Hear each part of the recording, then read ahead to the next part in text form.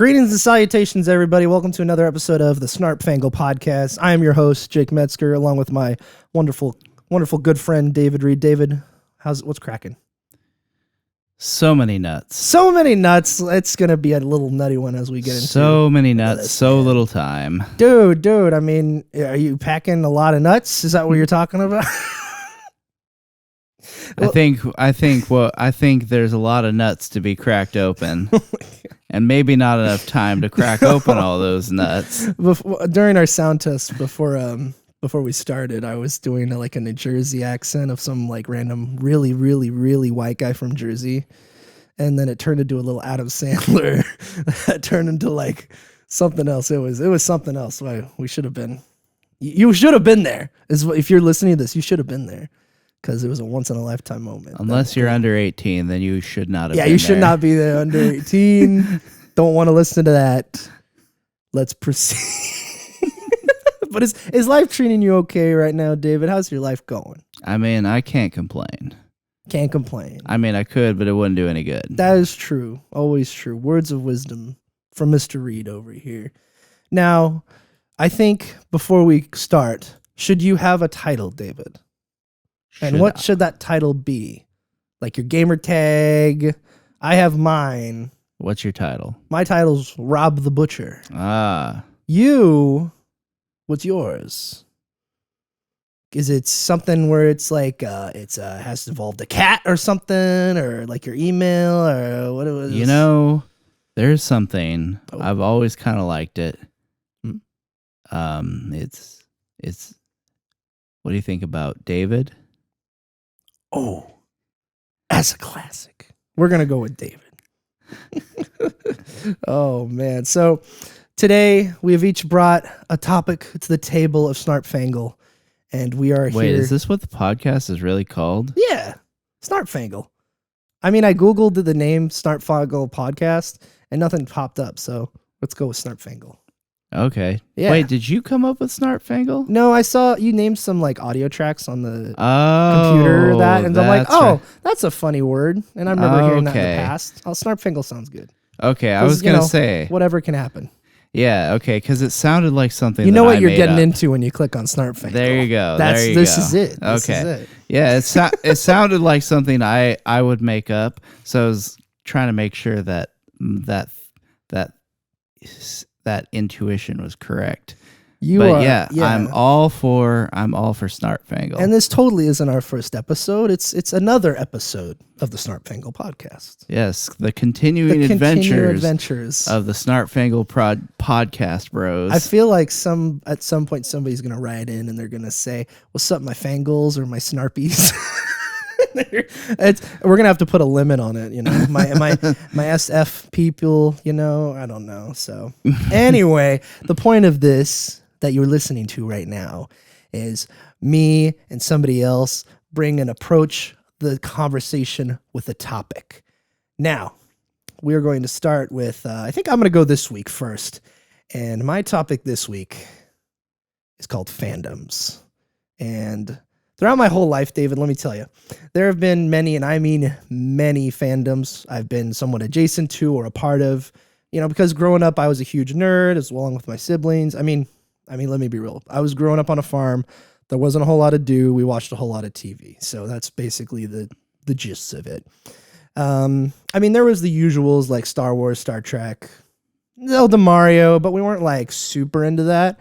I remember when we did watch, as a kid, I watched all the Star Trek movies, and that was really cool. That was a cool experience because my parents, were nerds themselves, so they had them all on DVD as they were, really re-releasing the DVD versions. And we watched, 1 through 6, and which was cool, really cool. Every night of the week, we'd watch, Star Trek, and then Wrath of Khan, and then, Search for Spock, etc. And it was just such a wonderful experience. So maybe my parents, the fandoms they grew up were probably Star Trek and all that. So, and then the Next Generation movies, David. Oh my God, they're awesome. They're so cool, and they I'll ask you this, but what other example can you see early on in pop culture, or later on, I should say, in pop culture, or the start of the phrase, where you have some type of media that's honoring like the generation in quotes before it, other than Next Generation. I feel like that's one of the earliest examples, except maybe some like Hollywood remakes in the 70s of like movies from the 40s, 50s. You know, like a Star is Born.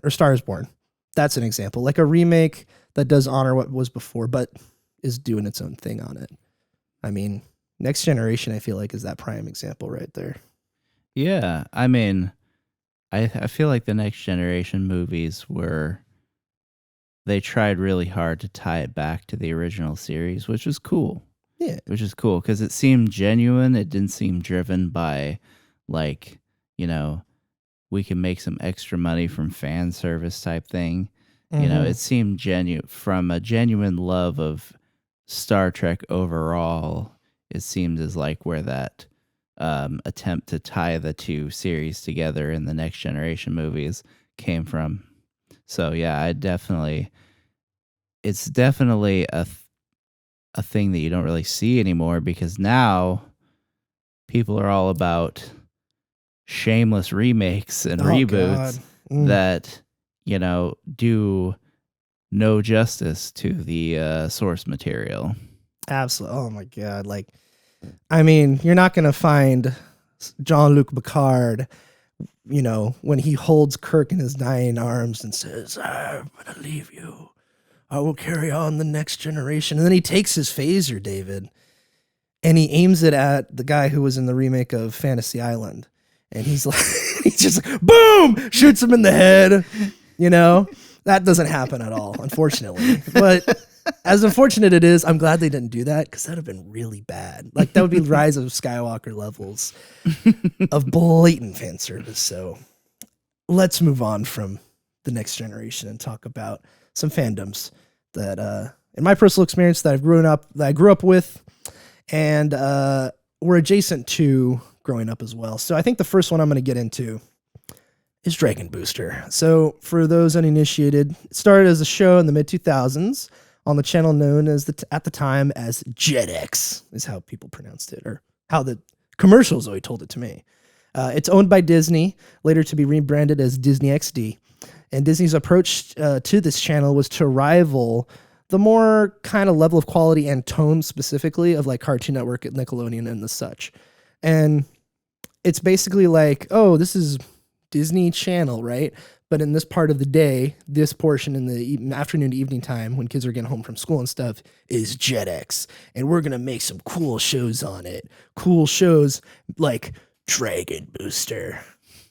Okay, so I'm doing some research to this. I found the original website. At least I think it is, or it's a copy of it. So, David, I want you to go into this, and I want you to go to the official website that's still up in the doc when you get there. But while you do that, I am going to read you the synopsis from that, and it goes as this. Dragon Booster is a high-octane action-adventure series that takes place in a futuristic world where dragons and humans coexist. This mythic hero saga plays out in Dragon City, the principal city on the planet, where the popular sport is dragon racing. Arthur Penn, oh god, an ordinary teenager, is plunged into an incredible adventure when he is chosen by Bo, the gold dragon of legend, to be the Dragon Booster. Together, they are charged with the task of saving the world from an impending dragon-human war and uniting humans and dragons once and for all. And this is a little breakdown after here, so here we go. So not only does the evolving storyline and characters make this award-winning, whatever, I'm not going to read the rest of it. It's kind of garbage anyway. So basically, like, the premise of this is, like, imagine, like, pod racing, right? And like, imagine a giant, like a Star Wars show in like this really futuristic city on this planet. There may be aliens in there, but not in this one.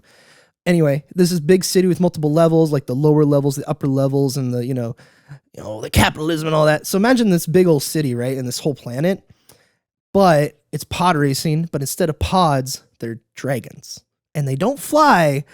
They just run at flipping 200 miles an hour. So I was looking stuff up of this, and yeah, it's basically about this guy who has a father, and this father breeds into existence a legendary golden dragon from like back in the day when there was a human dragon war. And this golden dragon, I know explaining this whole, stick with me, David. Stick with me. This is a weird ass concept, but just hear me out. So like Arthur Penn like grows up and this dad's like, here's my prize dragon. And he's like, whoa, it's so cool. And like the dad dies because people think it's the golden dragon of legend.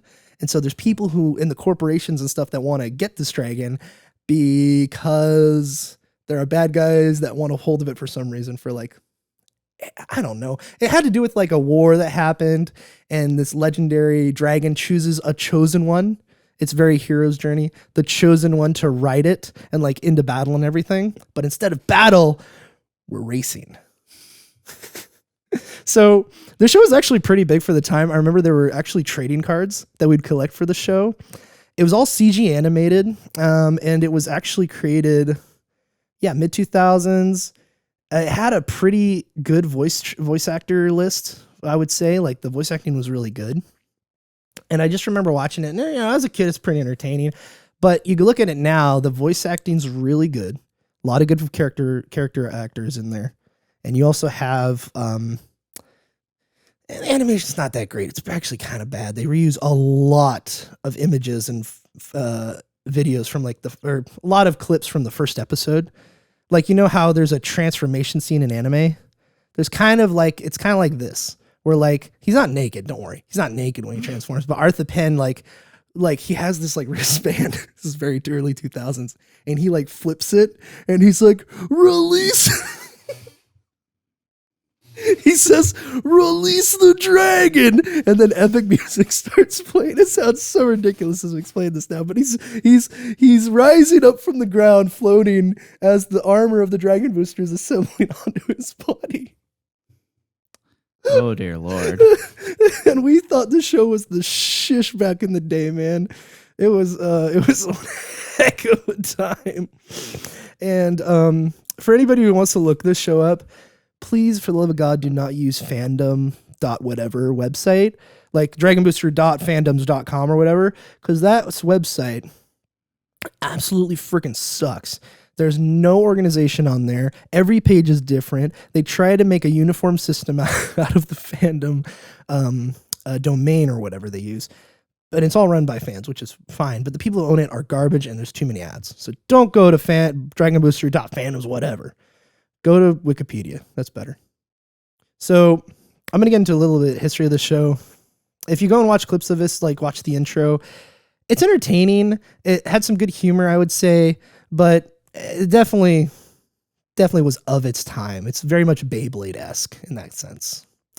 But as I was writing the like description for this, I looked at like, pod racing in a high city with like crime and stuff. There's like gangs all in the show, like the Green Dragon Gang, the Black Dragon Gang, just like the Red Dragon Gang. Like there's all these different like aspects to the show and it's all about racing and how corrupt it is and how the Arthur Penn and maybe one or two other people are like the only honest racers, because the rest are bought and paid for. Kind of like Speed Racer, basically. And that's what a lot of the shows on Jetix tried to do, is they tried to bring like an Eastern style of animation from Japan and kind of incorporate that with CG and tell a bunch of shows and stories like that, basically.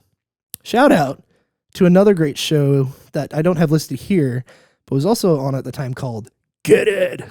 Everybody said it in that voice, apparently, and a lot of things in that voice. So Get Ed was on Jetix, and Get Ed, you have a similar setup, except it has robots and AI. So you have the future, right? And the future is run by delivery services and to get your money. It was actually, I'm serious.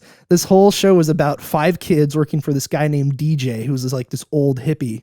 And he had a delivery service, and it was totally to sell action figures, because each kid, 5 kids, had like a skateboard, and he was blue. That's Get Ed. The other guy had like rollerblades, and he was orange. The girl was pink, and she had a rocket jetpack.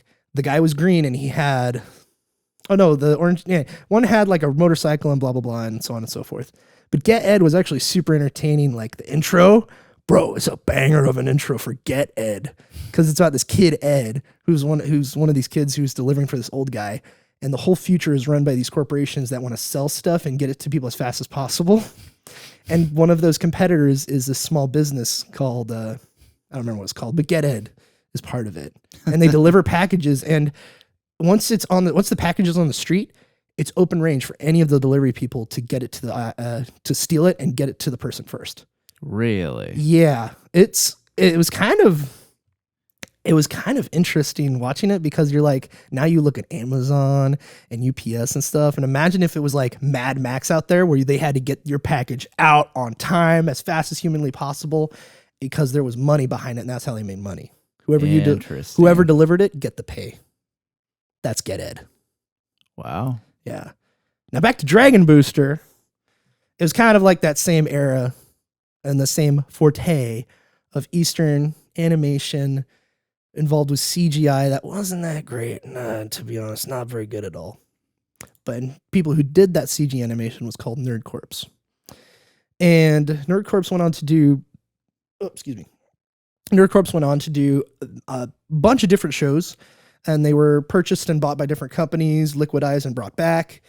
It's a various history about them, but all I'll say is like the shows to check out from them are Dragon Booster, and then they did a follow-up called Stormhawks, which we watched, which was cool. And then, David, you're going to like this show, League of Super Evil. Go ahead and click that link of like where to watch League of Super Evil. In fact, if you want to watch any of these shows like Dragon Booster, League of Super Evil, or Stormhawks, you just go to like justwatch.com and type them in. They're actually available for free on like Tubi or Freevee or, free with ads basically.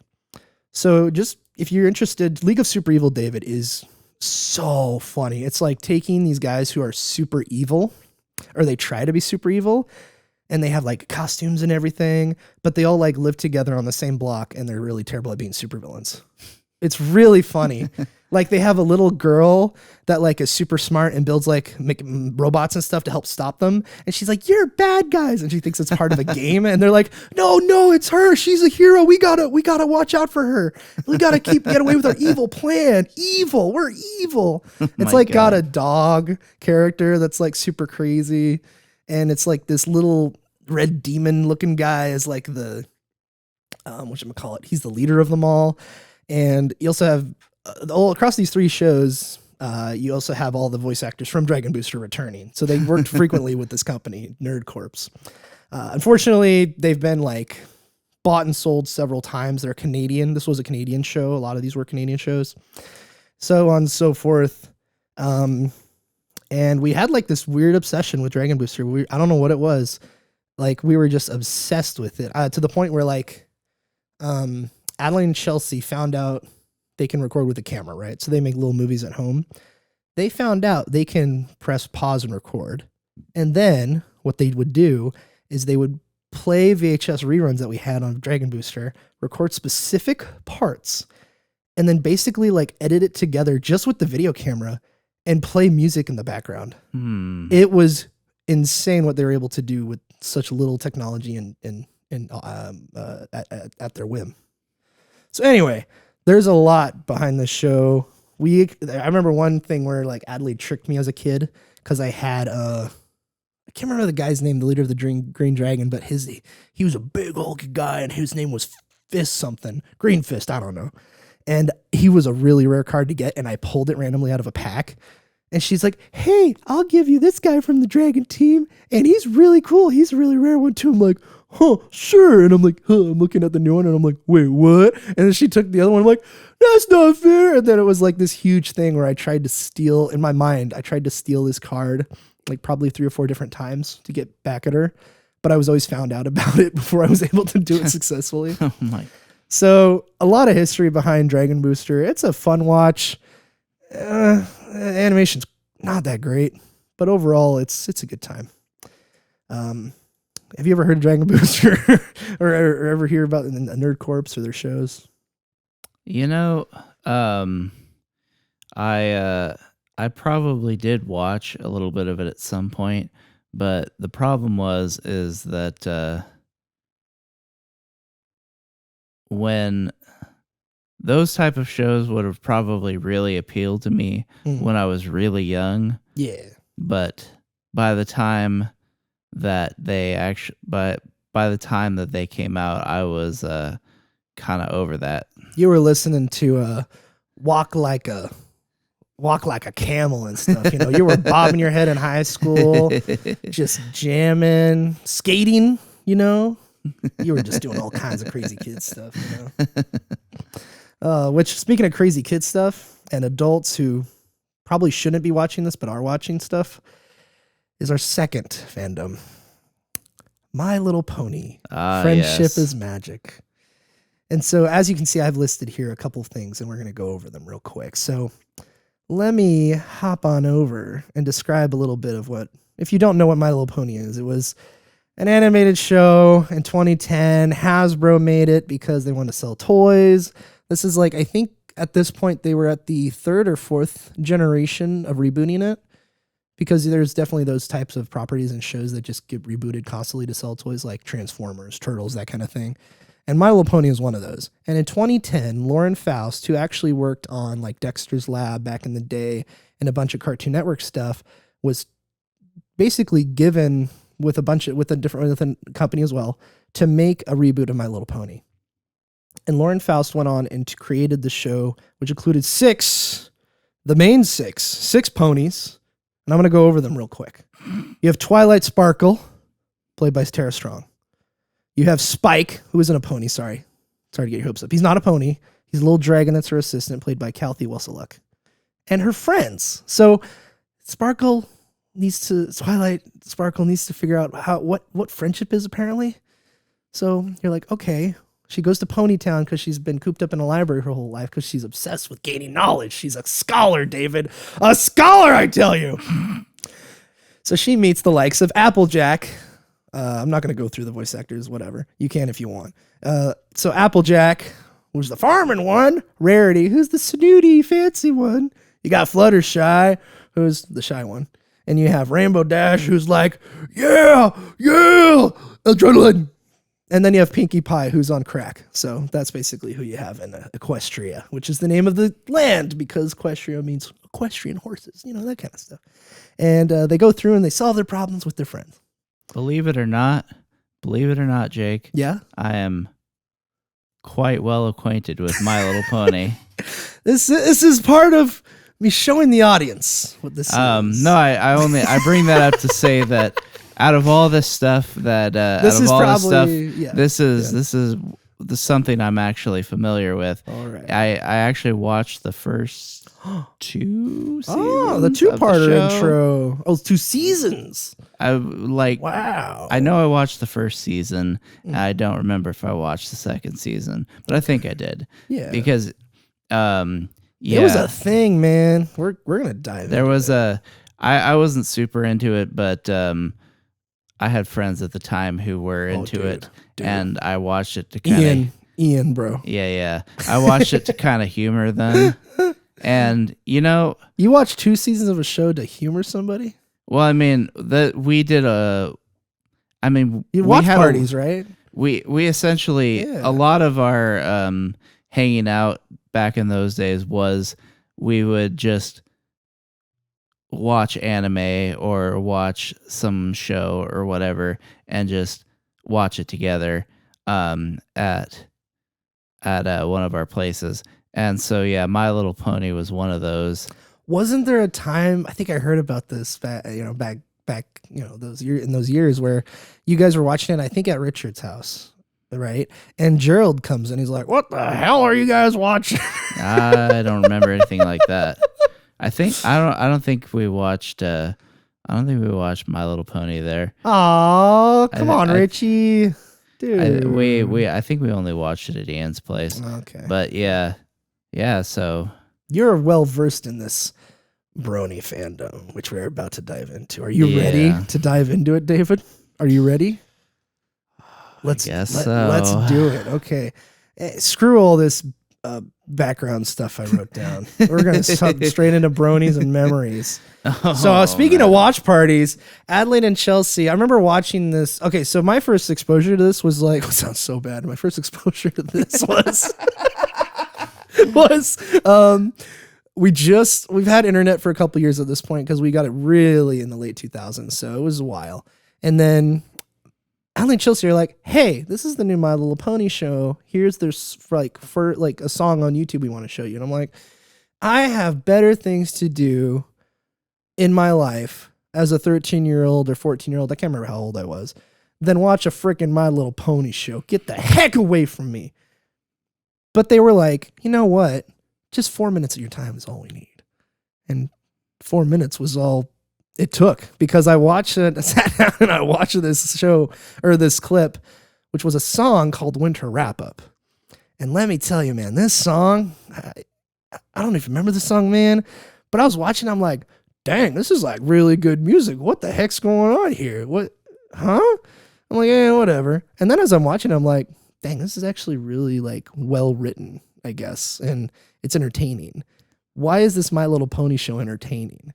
Yeah, that's the thing about it, is it was quite well done for what it was. Yeah. So even to someone who, because when did it come out again? Was 2010. Yeah, so I was 21 years old at the time, so very much not the market for that. Very much not into that kind of thing. Mm-hmm.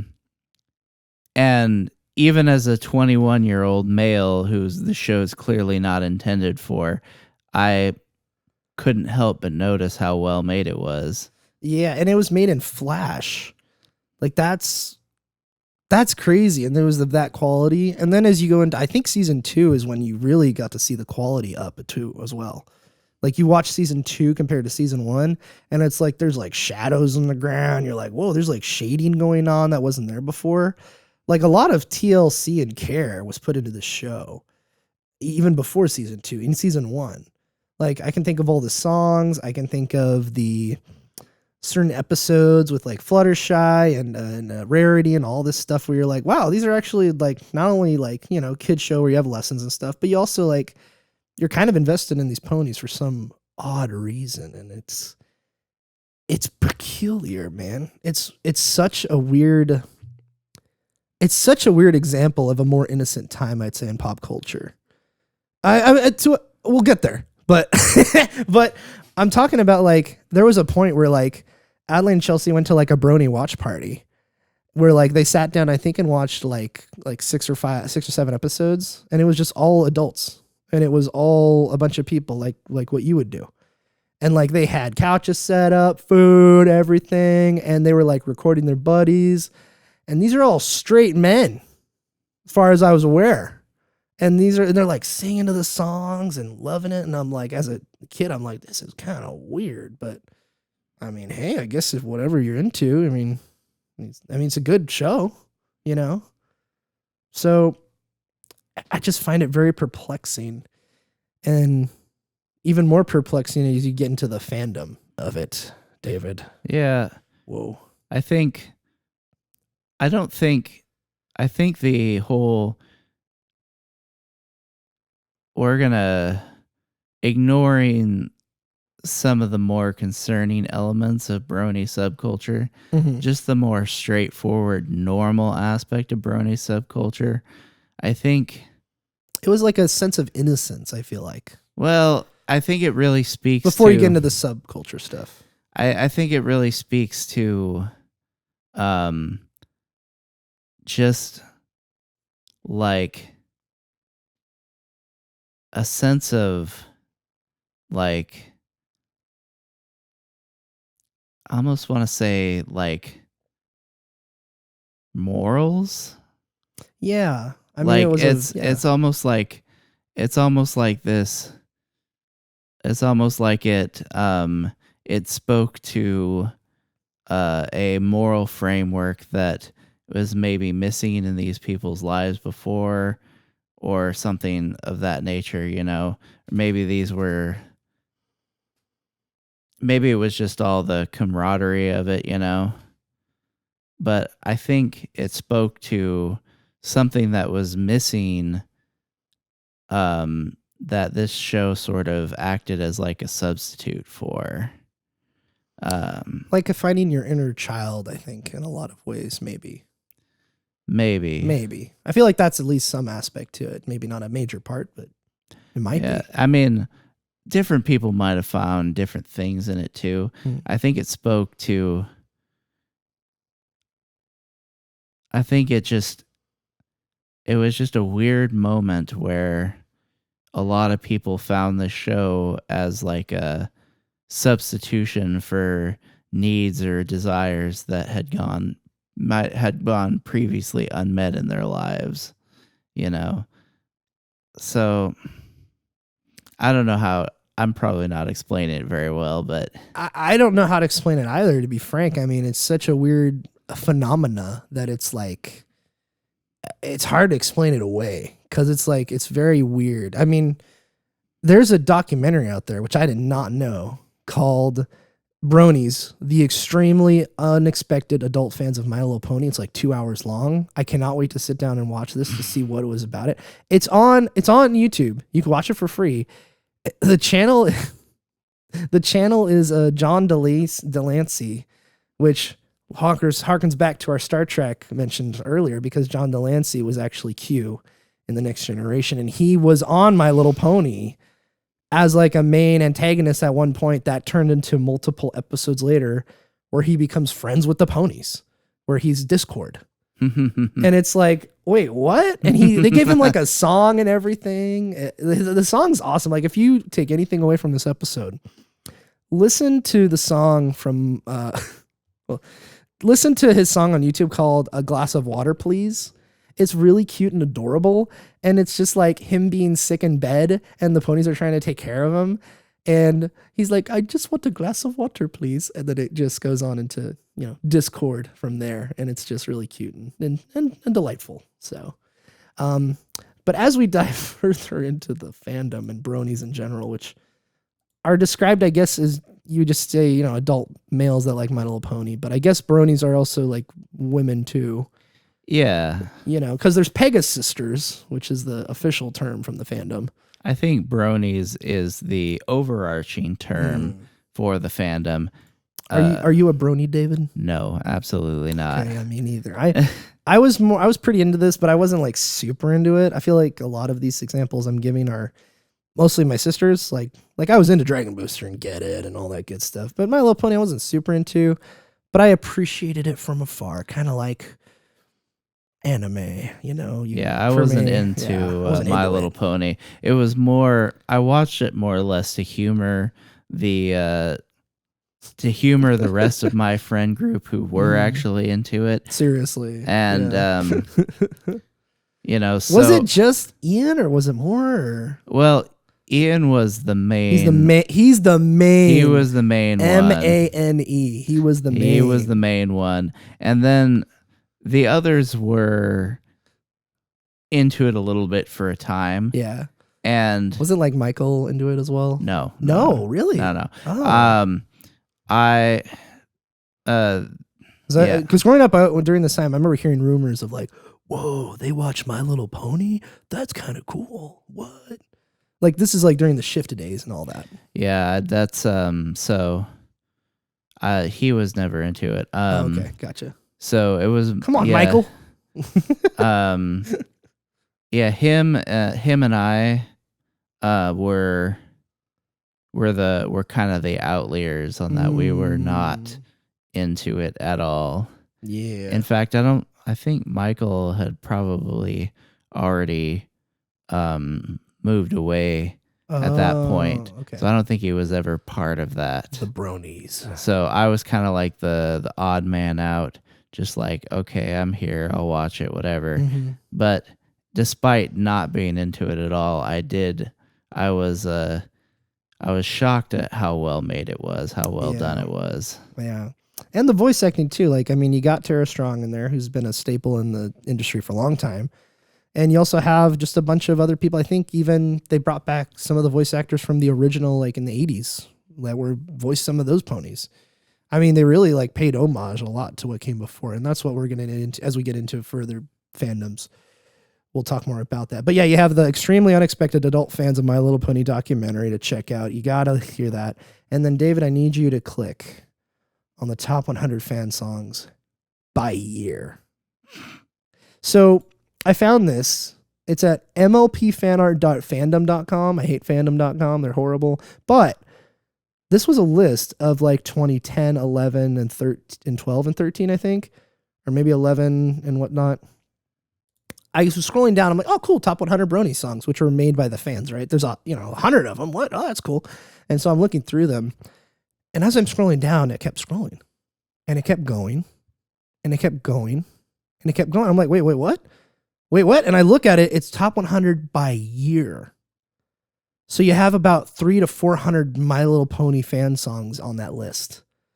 And that was just in the first 3 years. And that was like peak fandom, maybe 2 more years later, you were as well into the peak as you keep going. But dude, there was a lot of fan songs made and a lot of careers got made by My Little Pony. I mean, I didn't even write it down, but another fandom that we really were part of, I was observant of these fandoms growing up, like the Five Nights at Freddy's fandom. When we get to like 2014, the FNAF fandom was crazy over this crappy little game called Five Nights at Freddy's on Steam that was like $5. And like the creator, who's actually like a Christian and stuff, who created it, and like, yeah, I know, he made like Bible games on CD-ROM and all that. Yeah. And then he made this because somebody said, oh, your guys kind of look like Chuck E. Cheese characters. And he's like, and they're kind of creepy. And he's like in this other game he made, he's like, oh, well, that's kind of funny. That's a fun, and that just led his mind to create Five Nights at Freddy's. Weird. And he made like 20 little games before Five Nights at Freddy's. Like he was just a programmer, designer, game designer kind of guy. And then just one day he made Five Nights at Freddy's, and well, we just got a movie released in 2023 about it, a big Hollywood movie. Wow. So, and speaking of FNAF, there's actually a song in there that was a fan song years ago, back in, I think, 2014 or 15. That's in like the end credits of the movie. Yeah. And it's by Wooden Toaster is the guy's name. And he actually started by making My Little Pony music on YouTube. And we were all into YouTube at this point. So we were like combing through stuff, watching all types of craziness, man. Like, if I go through this list, like I can probably find a bunch of different examples, but I'll go to my phone because I actually still have like my iPod playlist from back in the day.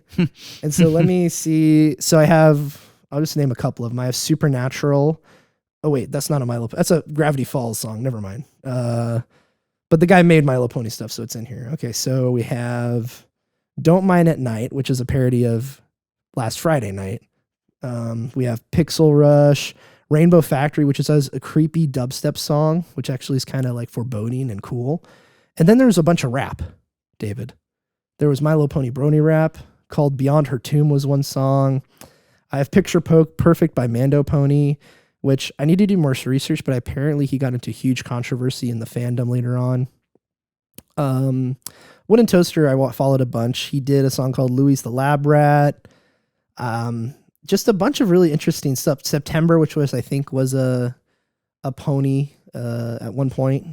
And then you have 20% Cooler, which was like another, there's a ton of fan stuff out there is what I'm getting at. And some of it was very like amateurish and not that great. But there would be one time where you're walking and you're going through that list and you find something that you're like, this sounds pretty good.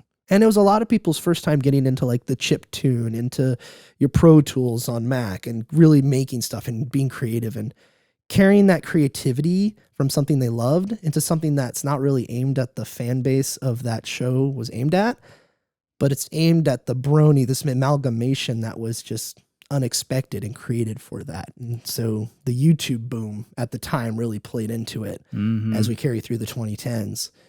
And it's just you got to look at this list. There's like 300 songs and I didn't even know there was that much in 3 years. That's crazy. I can promise you not all of them are good at all. Like probably a lot of them are garbage, but it's that creativity. And I find it really aspiring to like see all that and them wanting to create and then leading on to bigger and better things. Like Wooden Toaster went on to make a Five Nights at Freddy's song, and he still makes original music today. And some of his stuff's actually pretty all right. So he's got a career out of all that, making My Little Pony songs to start out with. So it's just, and John Delancey, why is he in My Little Pony? See, that's something I never knew. John Delancey and My Little Pony. That's why. I can't even fathom that. Did he do it for his like kids? I mean, he probably did, but I mean, maybe he did it for the money.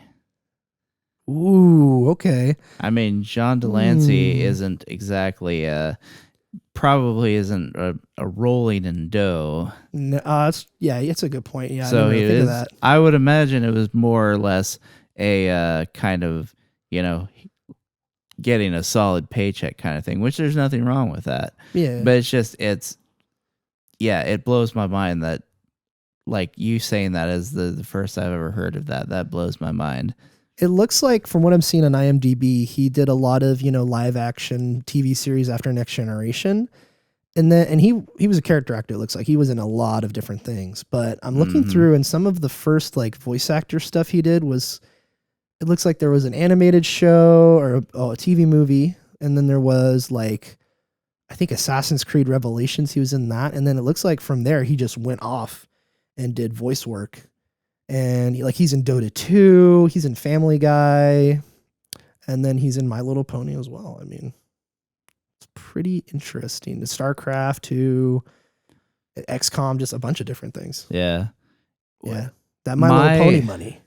My hypothesis is that whoever was in charge of casting was probably kind of a fan of his, or at least was a fan of Star Trek The Next Generation, and sought him out, as opposed to John Delancey being familiar with My Little Pony and seeking them out. You know what? That seems like the less likely scenario in my mind. Yeah.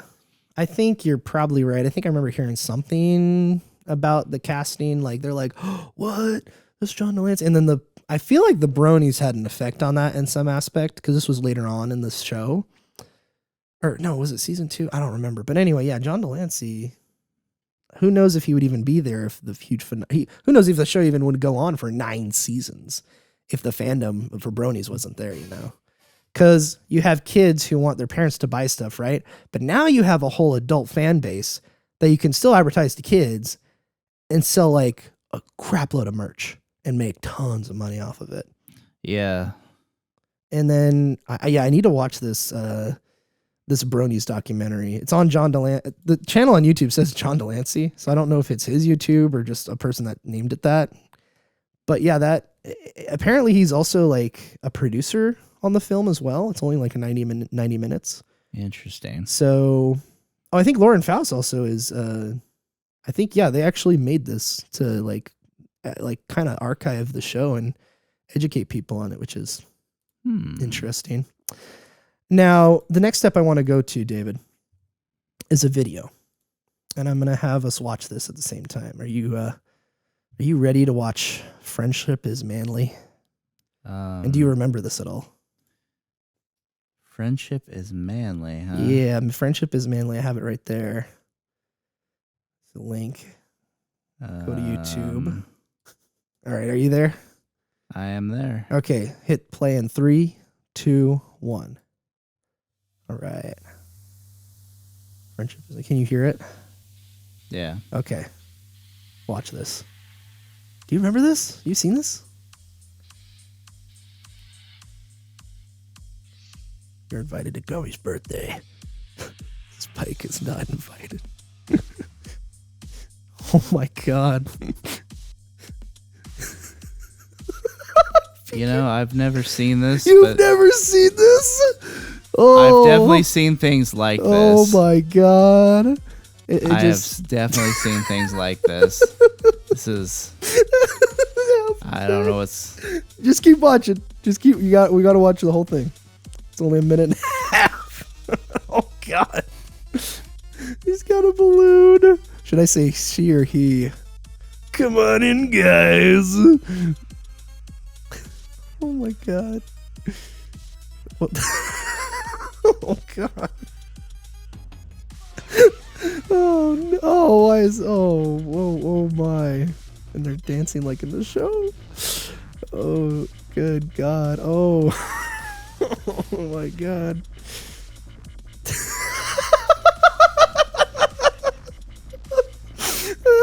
Oh my God. Oh man.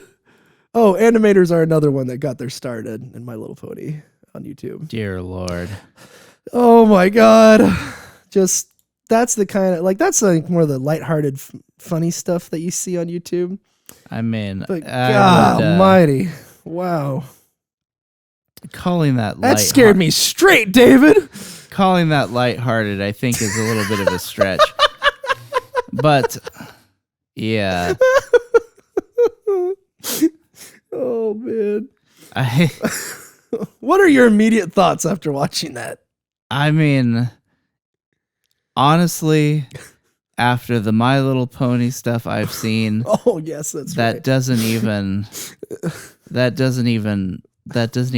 hardly registers anymore, which is saying something, because that, if I had no like familiarity with the franchise, like that should genuinely shock someone, you know? That should genuinely like make them question their existence, you know? But it's a testament to the level of MLP content that's out there that doesn't even scratch that it, doesn't man. even rustle my jimmies anymore. No. Oh gosh. And you know what's really funny? I just realized something on this laptop. I realized I watched this video with the church's YouTube account, so that's going to be in the recommendations for a while. I mean, oh boy, it's whatever. It's what it is. Okay. I mean, we can get into like I don't know if I really want to get into the deeper, darker stuff in the fandom, but I feel like it's there's definitely like conversations to be had about like the I wouldn't say effect of the show on like, you know, guys or whatever, but on the like you see like I wouldn't say like this show like made masculinity leave a lot of guys, and that's definitely not the case. I would argue though that a lot of them kind of got, I don't know, I feel like there's a conversation to be had about masculinity in My Little Pony, not in a negative way, but in a way of the result of what happens in society going 4 years in the future from like the start of the show, like 2016 and on, I would say. Well, that's the thing. Masculinity, like, as far as My Little Pony and masculinity goes, My Little Pony is a symptom, not the underlying cause. So, yeah, so you definitely see it's this time period in which the whole in which you start to see like internet feminism popping up. Mm-hmm. The so-called bedroom feminists. Yep. This is around that time when it's starting to become more prominent in the mainstream, or at least online, I guess. Where you have terms like toxic masculinity and manspreading and mansplaining. Yep. And the patriarchy. Yep. You know, entering the cultural lexicon. So I think,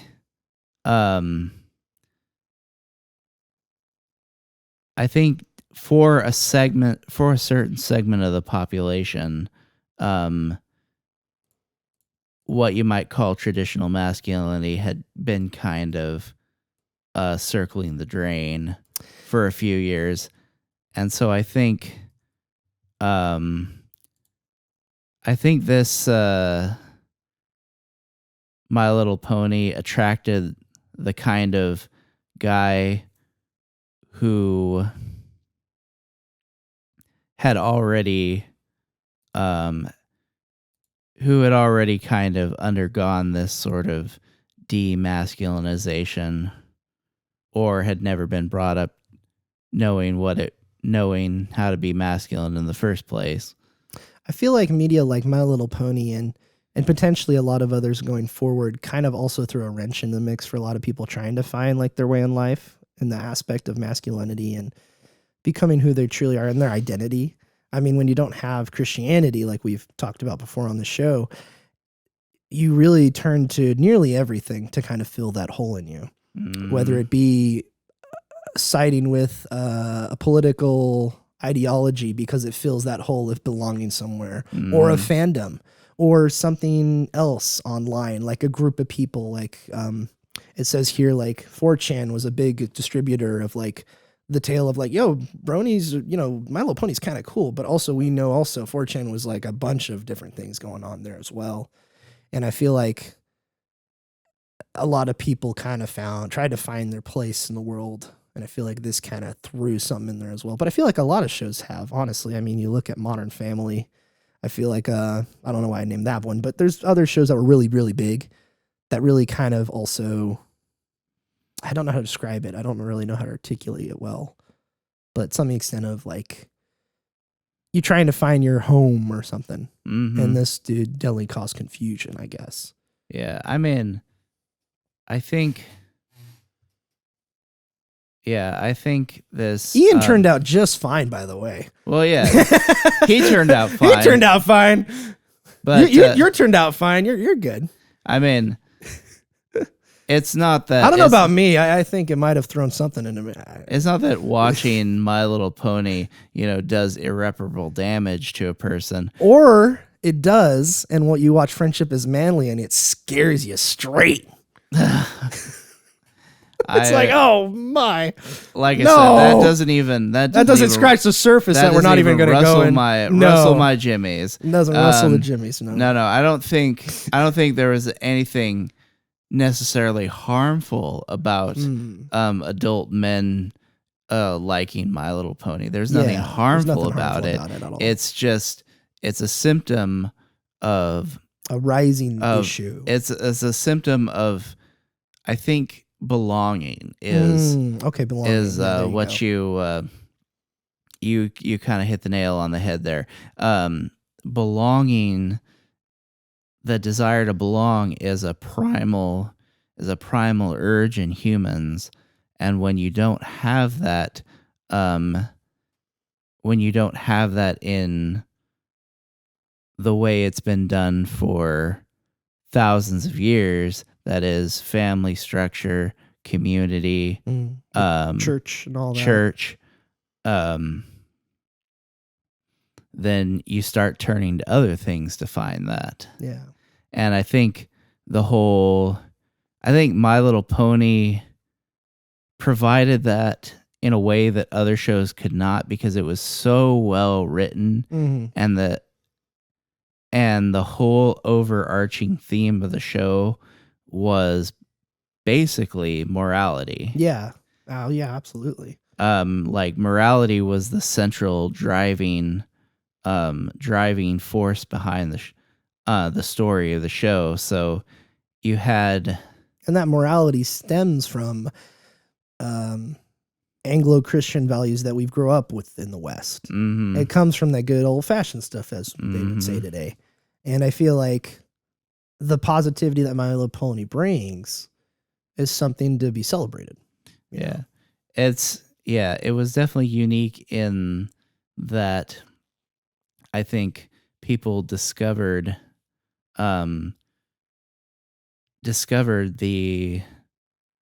what it was like to belong to a community that was based on morals and values in a way that they probably hadn't experienced before in their own lives because of the deterioration of social mores in other aspects of society.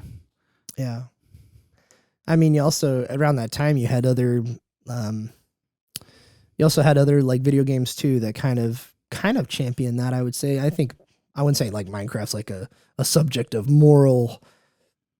morality or anything, but it was bringing people together. More people were playing together online and the such. I mean, you had League of Legends and all these other games that were competitive, and Minecraft could definitely be one of those. But I feel like at the time there was more of a sense of, hey, let's hop online, let's play the game together, let's get a watch party going, that kind of thing. And I feel like it depends on where you live for that kind of behavior or who your friends are, but I feel like there were things that you could take in the world and pop culture that were large and big that really brought a sense of belonging, as we were saying here. So I think that is going to cap off our My Little Pony subject. I remember watching a lot of it, not a crazy amount. I remember watching the Nieces and Nephews, and we'd watch that basically as one of the shows. I remember Josh was super into like Handy Manny when he was little. You know what Handy Manny is? Yes. Yeah. Okay. Yeah. So, did you hear? They're going to make like a Bob the Builder movie, but it's got the guy from Hamilton, who was Aaron. He was in You never watched any of the musicals, never mind. He's a Latin guy, like a Latino character. So like Bob's gonna be Mexican basically, or Puerto Rican or something like that in this movie that they're making. What? Yeah, and so you know that. Did you ever watch the Robot Chicken clip where Bob the Builder goes after Handy Manny? No. It's something to look up because it's about Bob trying to get Handy Manny deportated. What? it's so terrible, but it's hilarious. And I saw that announcement on Twitter, and I'm like, this sounds something like the Babylon Bee would write. Yeah. There's no. It's the Robot Chicken clip come to life, basically. Except Bob the Builder is now Handy Manny. Why can't Bob the Builder be Bob the Builder? We have Handy Manny. Disney can make a Handy Manny movie. Yeah. And get John Leguizamo in there as his dad, and it's about him finding his father, That'd be awesome. I mean, awesome is to say the most of it. word. A strong word. But awesome is a strong word there. So, yeah, it's all just part of this, like, what do let's pick somebody else instead of the white guy. Bob is a boring name. It's Roberto now. Yeah, of course it is. And it's just. It's all because it's all to mask the fact that they can't come up with anything original or good anymore. Yeah. It's like, because this whole DEI thing is such a force in our culture. You got Hollywood basically co-opting that as like, yeah, we can make some money off of this. Except the problem is that, it seems to piss people off more than anything. Yeah. You know what I just realized is if they do go through with this movie and it actually gets made, we're gonna get a banger Bob the Builder theme sung in Spanish, dude, or Puerto Rican.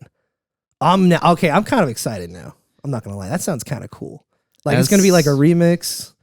As someone who is not a fan of musicals, that sounds quite frankly awful. Well, you're gonna hate the casting choice because the guy is most mainly from musicals, so I wonder if they're gonna have him singing it.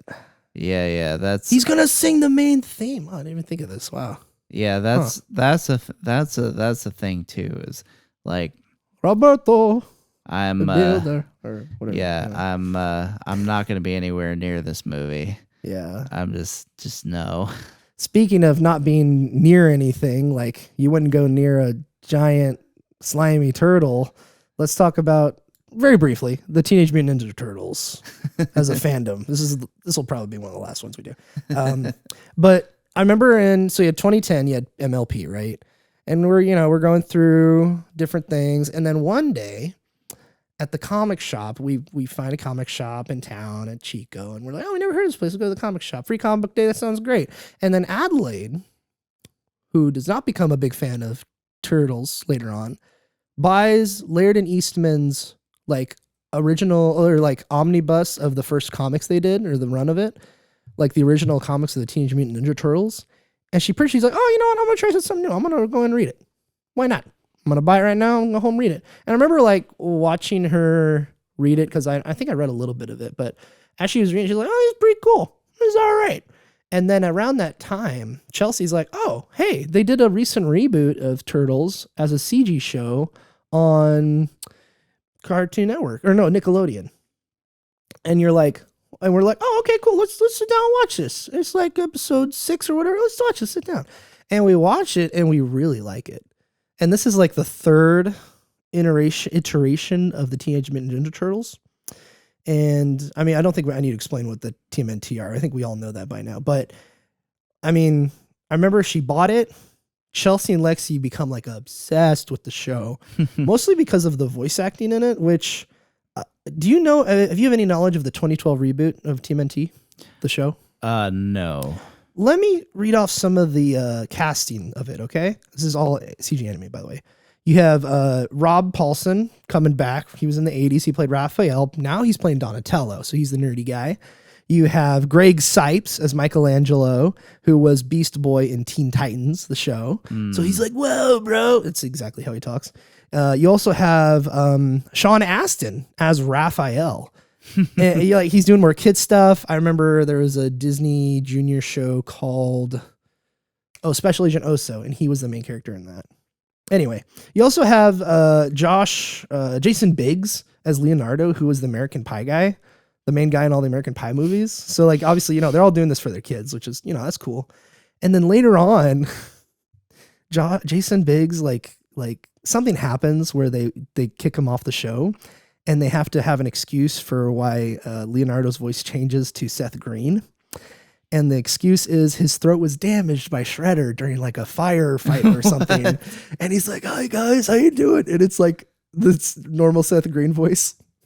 Oh my God. And you have people like Mae Whitman in there who, is a really talented actress. She was like, she was in Scott Pilgrim vs. the World as the Roxy and stuff. And she was in other stuff as well. But yeah, you got Kevin Michael Richardson, Nolan North. You got a ton of really cool. Clancy Brown is Roser? I don't remember. Anyway, you got a really cool cast. So growing up with Dragon Booster MLP, we really appreciated and followed a lot of like the voice actors. The guy who played the main guy in Dragon Booster was can't remember his name. Matt Lanter, I think, and he played one of the Eds in Ed, Ed, and Eddie. That's what his first role was.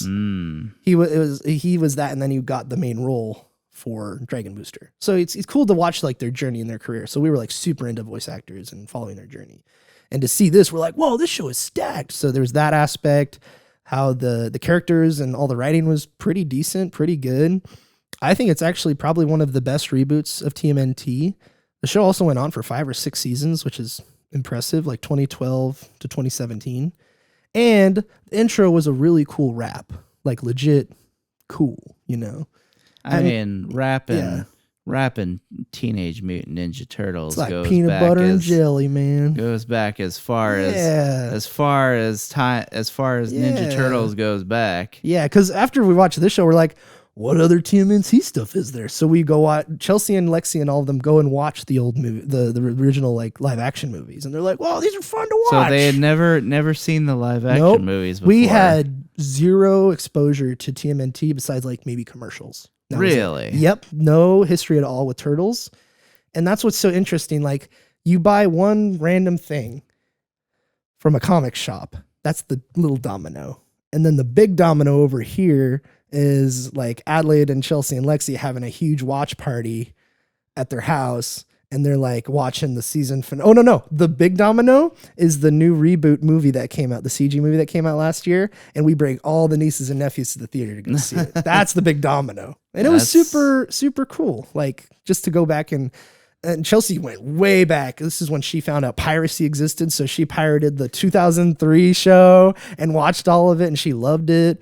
The original 80s show, which had, I didn't know this at the time, but we found out it was the guy from Fresh Prince, a Shredder. We're like, what? This is awesome. And so it all kind of, I really like the longevity of TMNT is fascinating to me.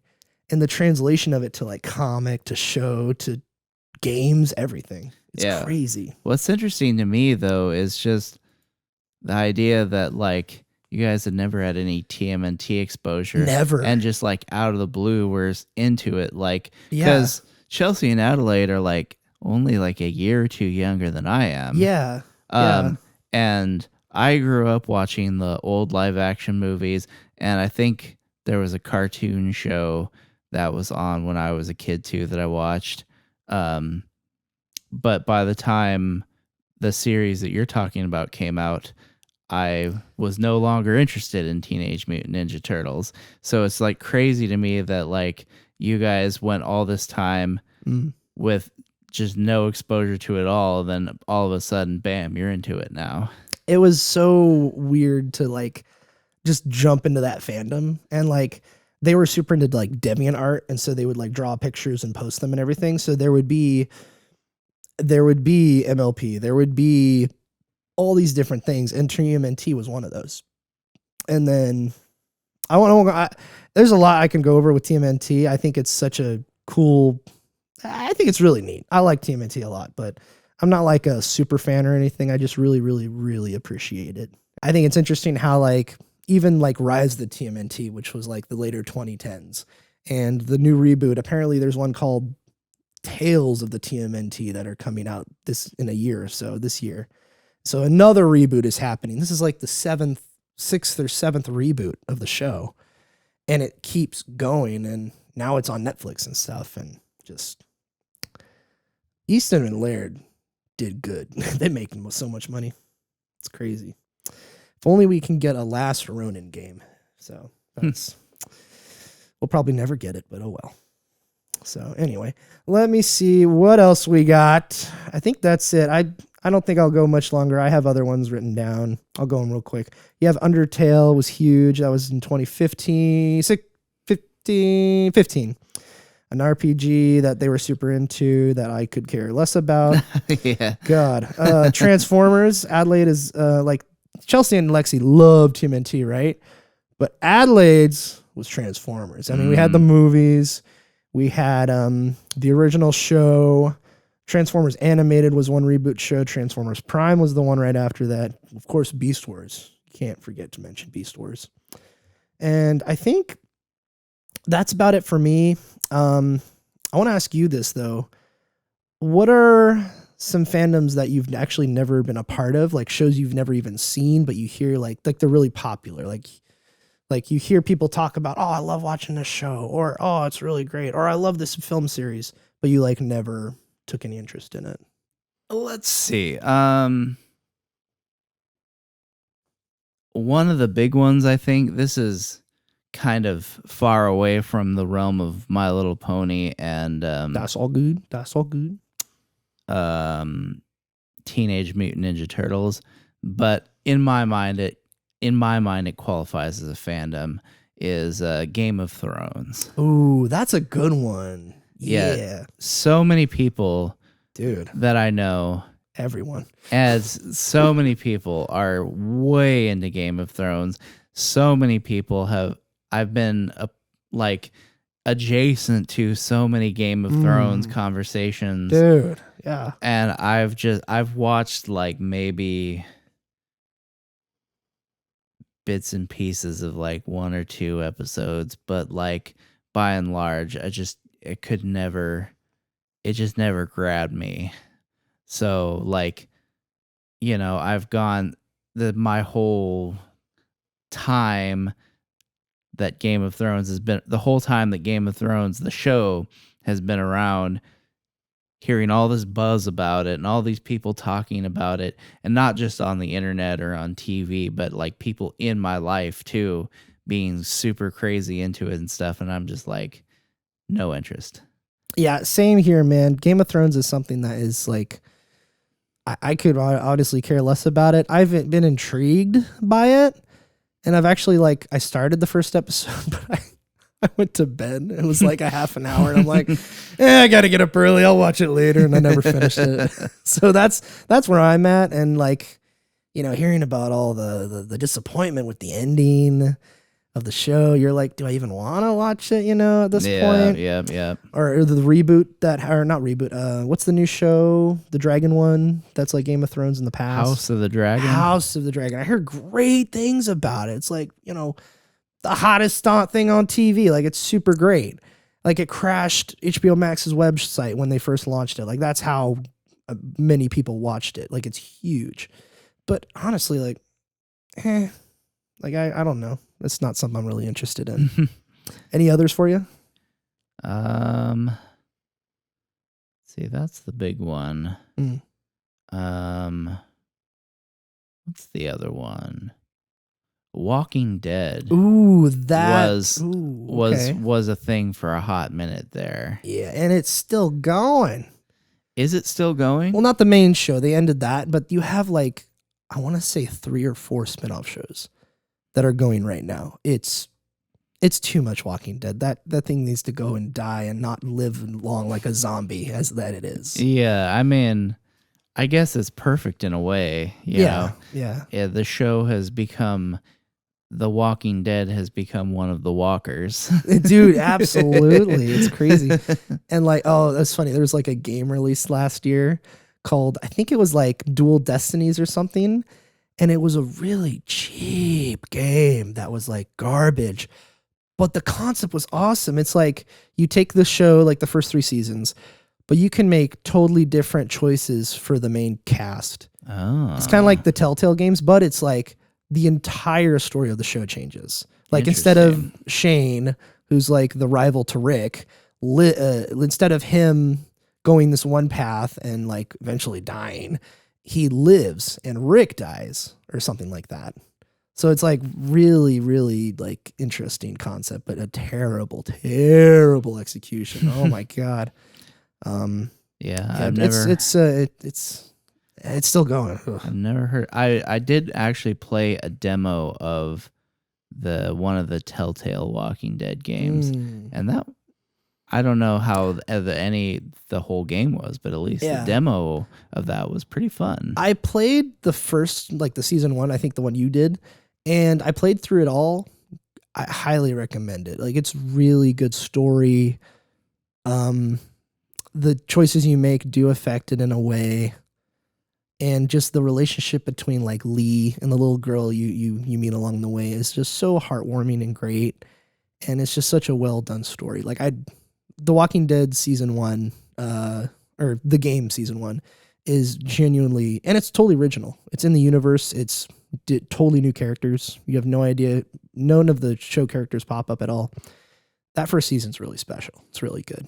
My experience with that, Angie was super into it. I think she still is.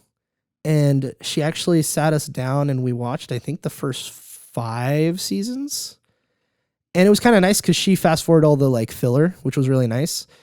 But there was one time after, I think it was like a Sunday, we sat down in my room, me, her, and Adelaide, and we watched like all of season 5 or 6 or whatever before Negan comes in. And like, we were in there for like 9 hours. And I was so over it at that point. I'm like, she's like, no, I want to show you some stuff about it after we finished last episode. I'm like, no, out of my room.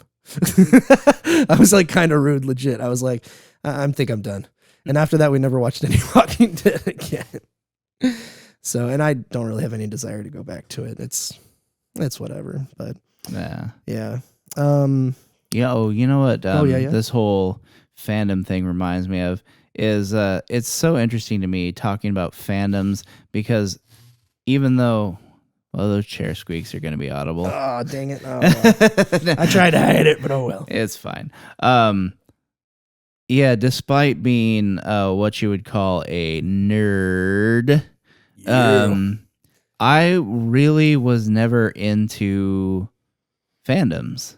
Yeah. Like, I never considered myself actually into like a part of any fandom, which is weird.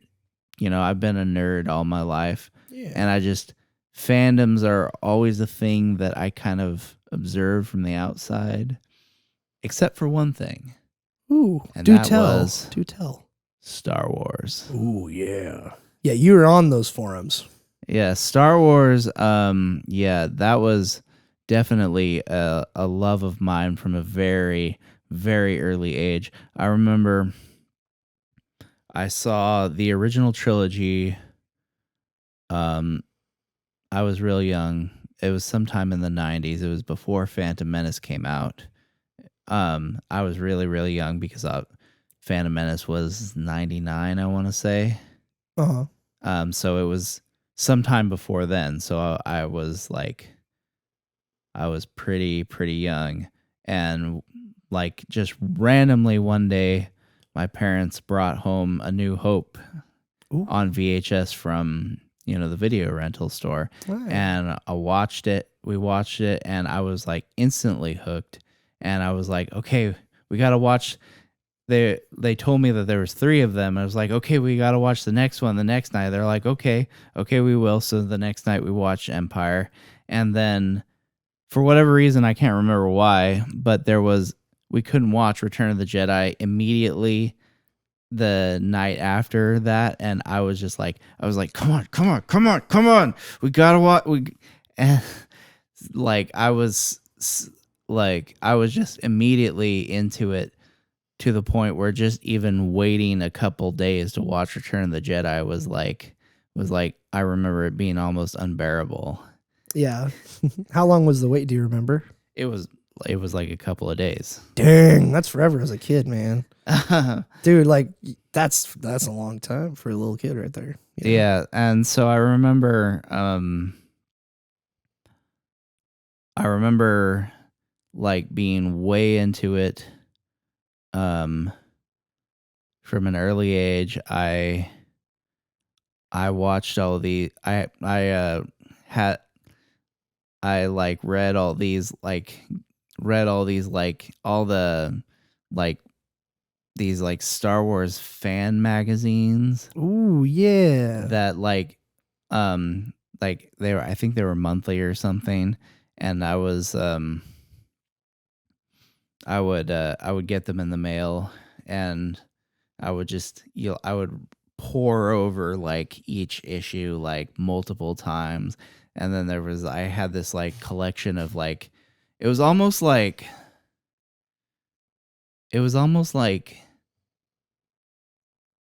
D&D for one player. Mm-hmm. And okay. instead of a dungeon master, a DM, you read a book. Oh, like a choose your own adventure? Yeah, it was kind of like a choose your own adventure, but there was actual, you picked your character that had the stats, and you picked your weapon and vehicles, and you would have combat encounters or trying to do maneuvers on a vehicle or repairs on something, or whatever, trying to hack into a door or something, and you'd have to roll dice, and so very much like Dungeons and Dragons, except it was for one person reading a book. Dang, that's cool. And there was and then they mailed you new novels periodically. Dude, that sounds awesome. Do you remember the name of this? No, it was Star Wars Missions.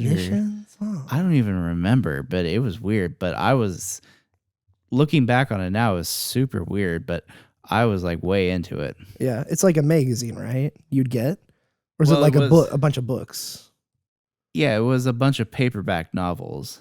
Oh, I think I found them. There's Attack of Del Racken, Destroy the Liquidator, Hunt for Han Solo. Yes, that's what it is. Yeah. Oh, okay. I think I remember seeing these at one point. These are neat. Dang, there's 20 of them, it looks like. That's cool. Dang. Oh man, that's really neat. And they're you can flip to whichever endings, I'm guessing, kind of like that, or yeah, depending on the choices you made or the outcomes of certain encounters. Sometimes, yeah, you would flip to different pages because it would end in certain ways. Yeah, that's some pretty dope stuff. I'm on thrift books looking at them, and that's so cool. I didn't know these existed. Maybe I would see them in a library, and I'm I don't even know what that is. But now I'm what you're describing sounds really dope. I'd be all over those when I was a kid. That'd be cool. Because those choose your own adventure books were interesting. I don't know, they never really held me, I guess. If they had more interaction, like a game, I feel like that would have sunk a lot of time in that. So yeah, I remember liking the choose your own adventure stuff as well. But I would go to the library and check out check out the choose your own adventure novels that they had one at a time. Dang. And go through those. Dude, that's dope. Did you know libraries today have video games now? Weird. Yeah, like PlayStation and Xbox and stuff, and Switch games. Interesting. Yeah. I mean, I know that The library, I remember the library having like, it had a limited selection of DVDs. Yeah, I remember that. And then they had the audiobooks. And there, I think they started out, with a small selection, and then it grew as it went on. And a lot of people know about it. And you can just check them out and everything. That's if you want to grow yourself a nice Blu-ray library by getting a good old Blu-ray drive and sticking it in your laptop or computer, just every week go in, get a Blu-ray, rip it, take it back. There you go. Yeah, Star Wars books are cool, man. I need to read more Star Wars books because there's so many good stories in there. Yeah, the fandom. I mean, you're still, would you consider yourself still part of the Star Wars fandom? You know? But now that it's under a new lord or emperor, is it different? I mean, it's definitely different, but I mean, are you still part of it? I wouldn't consider myself part of the fandom anymore. You're just a fan.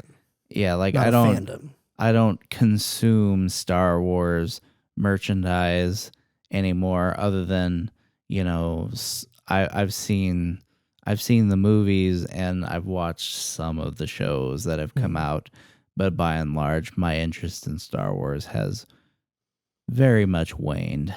Yeah, I feel like it's going to take something like original or something original to bring back that fire, but I don't think that's going to happen for quite a while. I mean, even the Marvel movies of all things, which I think there are even more fan people and fandoms of Marvel than nearly any fandom from, especially during the 2010s as the MCU went on. But I feel like even the MCU's in that rough spot where you're like, all right, well, this is disappointing. What's next? You know, Endgame happened and they're trying to do something weird and it's not working at all. Yeah. So, I mean, I think Deadpool 3 is the next big one, and that's the only Marvel movie we're getting this year. There's no other ones. There's maybe some shows. But Deadpool 3, I think, is the next one, which I'm personally excited with. I think, you and me were talking. Yeah, it could be good. Yeah. But you and me were talking about it the other day, and it's like the concept of it seems like Deadpool is trying to escape or salvage the Fox cinematic universe. And there's like a leaked set photos of him and Hugh Jackman as Wolverine in his like original yellow costume, like from the comics, fighting in front of a deteriorated, broken, half sunk in the sand 20th Century Fox logo. And it says 20th Century Fox. That sounds like Deadpool. Hilarious.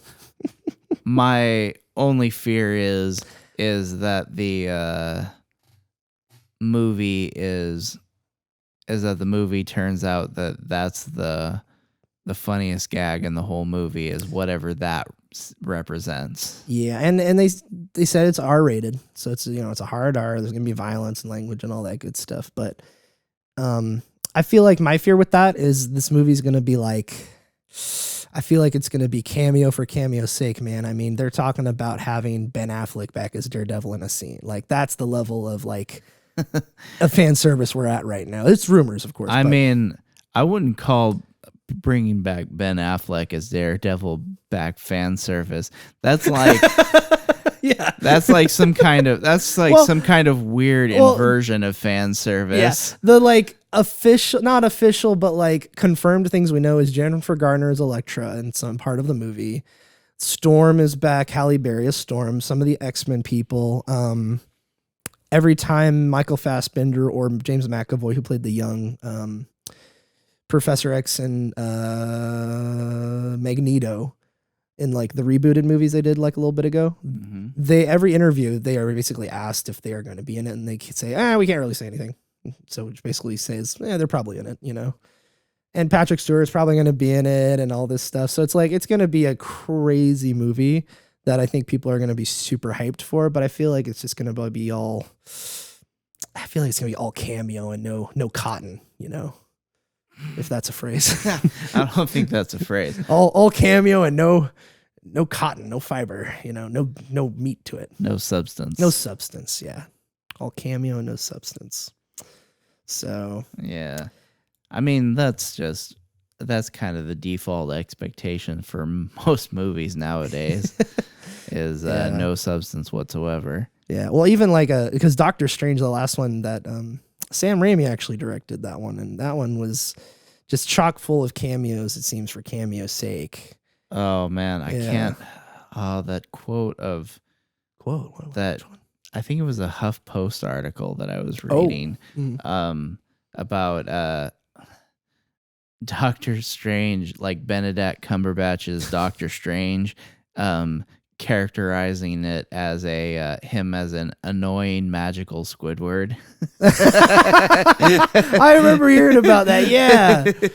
Oh, dude, that's so funny. Yeah, magical Squidward.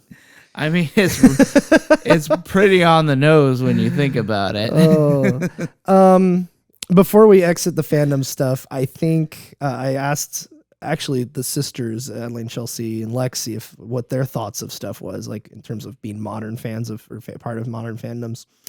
I'll just be brief. So Adelaide says, I asked them what they would have their opinion on modern fandoms and what they're part of. So she says, I like so much stuff nowadays, it's hard to pick just a few, but right now it's Transformers, Hell of a Boss / Has Been a Hotel, and anything written by Brandon Sanderson. I tend to keep my distance from the communities themselves. I tried joining them online when I was an older teen, specifically Bionicle, which I didn't even mention. That was huge. And the fans in that community were specifically Bionicle. And the fans in that community were too toxic. Like you couldn't even have an opinion about anything or share what you liked because you would get virtually attacked by gatekeepers. Now I have found a great interactive community on TikTok for Transformers, but I'm usually just an outside observer who shares memes and media other people make about the fandoms I like, which I think a lot of us adults could probably resonate with. Stuff we were part of at a younger age, we're just sharing memes at this point, which is, I'm cool with that. That works for me. There's a lot of Twitter accounts you can find that are constant meme factories of just random fandoms like Bionicle and Kirby's a huge one where it's, did I send you that picture? Where it's Kirby, a giant pixelated picture of him walking over like a financial district, and Meta Knight says, yes, Kirby, destroy the financial institutions. Oh, no. And I sent it to a few people and I taglined it as Libertarian Kirby. It was anyway. So that's what Adelaide has to say. That's funny. Lexi has a really long one. Let me see if there's anything I can pick out from here. I'll just talk about the stuff we didn't mention. So she says, Professor Layton, she says, man, I love this series. Mostly positive experiences, though I have come across parts of the fandom that have been either downers or okay with shipping characters that are not, ideal. Look, I know that it's common to find fics like this, but I mean, I don't mean I like them. Besides those fans, the fandom is pretty cool. Okay, so she's going to talk about next is Pokemon. I'm really interested to hear what she says. She says, I love Pokemon with much of my heart and soul, playing the games, collecting the cards, finding shinies especially. But I'm very selective about who I follow when it comes to the fandom and social media. There are many people who believe Gen 1 and 4 are the best, and everything else is garbage. There are also many who hate the newer games with a passion, but just because they are fans with the mentality, it doesn't mean the whole fandom thinks the same. I do my best to be positive about all the games, even the ones that weren't my cup of tea. I don't like the aggravation when it comes to fans who are haters, so I steer clear of them. Other than that, the fandom for Pokemon is aight. She has a couple more in here. I'm going to just pick one more. Okay, I need to read this one. It's Overwatch. I feel as if the fandom is usually messy, filled with overexposure to haters, way too much sexual content even for the tame and innocent characters, and gross shippings that would make a grown man cry. I'm looking at you, May and Tracer shippers. Jesus. Okay. Well, I try. She didn't say that. I did. While I try and be positive about the fandom experience, it hasn't all been bad. Truth be told, it sometimes feels I'm finding more bad experience than good with the Overwatch fandom. Sometimes feels like I'm the only positive outlet when it comes to posting stuff about it online. Interesting. Yeah, that Overwatch fandom's crazy. I don't recommend you look up anything fandom of Overwatch ever. Just period. Just don't. I would not want to. Just don't. I've heard some things. Yeah, the only way I would describe it is it really has accelerated the blender program to extents that are so profound that even the people who created Blender were like, this is so helpful. You guys have like progressed our app so far in the last 8 years that you guys are like our heroes, like in Overwatch. And that's all I'm going to say about it. It's so bad. Oh God. Okay. God. One more. I'm gonna say one more because she loves this game. She always tells me about this game, and I'm like, it's whatever. But she is super attached. Apparently, the fandom's good. But let me see. She says No Straight Road, which is like a game that came out a couple years ago. She says, my homies, my peeps. It was truly a fandom I expected. I felt accepted into when the pandemic hit in 2020. I mean, it still isn't a well-known game, but the fandom has been great. In fact, most experiences have been awesome. Yeah, you'll get someone who tries to be a negative Nancy, but other than that, fun and amazing. And I think because of the small fandom compared to others, it's fun to chat and geek out with other fans, which I think is actually a good point. There's a lot of fandoms that are a lot smaller, and they kind of already have weeded out a lot of the haters and a lot of they're gatekeeping, but they're gatekeeping in a good way. And I would argue like gatekeeping actually sometimes is necessary. I mean, I don't know. Yeah. I feel I like to err on the side of just letting people have their say. Yeah. I mean, you know, a lot of people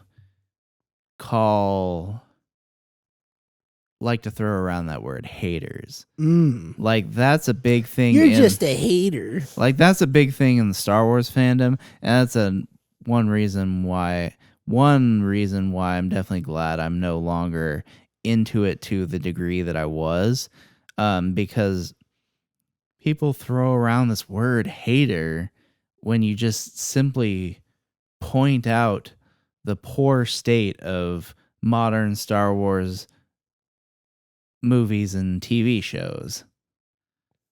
When you simply point out your dislike of like the sequel trilogy and all the shows that have come out since then. Yeah. And you simply point out that it's just garbage now. We simply point out the obvious. Or the obvious. There you go. That there's nothing new and good being brought into the franchise. It's characters that most people don't care about, that are simply riding on whatever's left of the goodwill of the fans based on, their love for the Star Wars characters of yore. Yeah, and I think it's also in a format that I think arguably the TV show is a better format for Star Wars in different ways, so you can tell in terms of storytelling. However, it's just not bringing in the fans like a movie would, or a big bombastic movie. Well, the problem is they're not bringing in stories that people want to hear. They're not writing characters that are drawing people in. Like big, like one of the major criticisms that I've seen with a couple of the Star Wars shows, was what were they? One was Mandalorian and one was the Obi-Wan show. Oh, Obi-Wan. Oh, yeah. They're essentially building the draw for the show is fan service. In the case of Obi-Wan, it's because it's Obi-Wan Kenobi. Yeah. Classic Star Wars character. You make a show about him. People who like Star Wars are going to watch it. Yeah. Mandalorian, while it's technically a new character, his appeal is based on is essentially based on repackaging Boba Fett, before the veil was lifted, so to speak. when Boba, like the Boba Fett of the original trilogy, where he was just this mysterious badass bounty hunter. So that's already so even though the character's new, they're essentially slapping this character with the same kind of appeal that drove Boba Fett's appeal back in the day. And so you have shows that are essentially built on fan service. Yeah. And then they do what do? They do the old switcheroo. And they're like, actually, this show isn't about this character that you like at all. This show is actually about this other less interesting character. Here's Boba Fett, but he's an old guy. Yeah, or that chick who was the leader of the Mandalorians or whatever. Oh, yeah. Who was in Clone Wars, which nobody really watched. But here you go. Yeah, so it's like they're intentionally abusing the goodwill of fans to try and sell these new stories and characters that nobody cares about. And, so it's like, I'm not saying that like you're not allowed to like new Star Wars stuff, but it's pretty obvious what they're doing. That it's pretty obvious that they're trying to shovel garbage down people's throats. And whether you happen to like it or not, that's beside the fact. And labeling anyone who points the flaws, who points that out as a hater, like really irks me. Yeah, I feel like it's either like people enjoy it and they're like watching it and they're saying, "Oh, this is so good," or it's like people saying, "This is so garbage," And I feel like you see that those are the loudest parts of the community. But even like legit, like season 2 of Mando is a great example. You have all these fan favorite characters come in new, like you said, repackaged forms. And it's cool, but it's just for fan service pretty much. And there's not a whole lot of meat to it. Like, oh, Boba Fett is here. That's cool. He's a little frumpy, but that's okay. We love Boba Fett, right? Next episode, he's got a brand new piece of armor stuff, and he's strutting, and it's like, okay, he's looking okay. He looks cool. But I find the strongest part of that season 2 is not the end where the big cameo comes in, but it's that episode with Bill Burr, where he's that ARC trooper. I think he's an ARC trooper. Yeah. Have you seen that? I have seen that. And that I think was the best episode of that whole season, because that performance that Bill Burr gave, and as that character who was original along with the Mando as well, and the Mando having to take off his helmet and he's being super uncomfortable in the situation, and Bill Burr being like, it's okay, let's just go do this, and then him getting revenge, and just I gotta say that was a really cool episode. But yeah, that was a good one. Really good. And it's like, but that's the original elements of that show really shining, where they're bringing out like, you remember this? And it's like, yeah, I remember it, but what else is there, Yeah, most of the show, though, the season 1 was pretty good. Yeah. Season 1 was pretty good, but most of season 2 was like fan service and then giant swaths of who gives a rip. Dude, did you watch any of the Book of Boba Fett? No, I heard it was terrible. It's really frustrating, because as a fan of Star Wars, you watch that show and you're like, and even as a big Clone Wars fan, I love the Clone Wars CG show, and to see the elements they pull from different aspects of that show is really neat, especially how deep they get in the canon.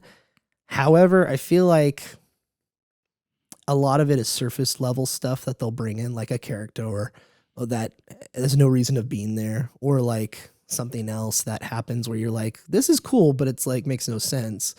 It just shows like a disjointedness, especially in that one, where you're like, dude, like, what are you guys doing?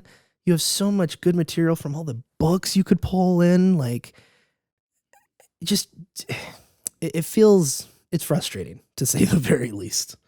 to watch Disney just, I don't know. We need Old Republic, man. We need to get the Old Republic in. We need to get, like, James Mangold supposedly is working on a trilogy, but we've heard that time and time again. Like, Rian Johnson was going to make a trilogy. Yep. Taika Waititi was going to make a movie. Yep. Now none of that's happening. So it's like, it's just so frustrating. It's like, dude, make up your flipping minds, guys. Yeah, at this point. And even Dave Filoni and Jon Favreau, it's like, what are you guys doing? Figure it out. Like, I didn't even watch season 3 because I'm like, I just didn't really have a desire to. And season 2 was pretty all right, like, when I was done with it. But Book of Boba Fett really kind of was a turd that was really trying to polish it up. And season 3 just didn't. It just had no excitement from me going forward. Yeah, I think Boba Fett was.